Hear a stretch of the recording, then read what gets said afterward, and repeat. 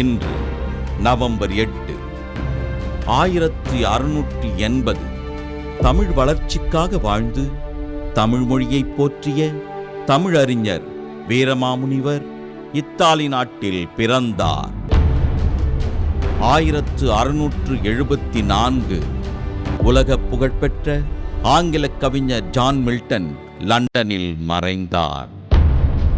1923 ஜெர்மனியில் புரட்சி செய்து ஆட்சியை கைப்பற்ற முயன்ற ஹிட்லர் கைது செய்யப்பட்டு 5 ஆண்டுகள் சிறை தண்டனை பெற்றார். சிறையில் இருந்த 9 மாதத்தில் அவர் மெயின் கேம்ப் என்னும் நூலை எழுதினார்.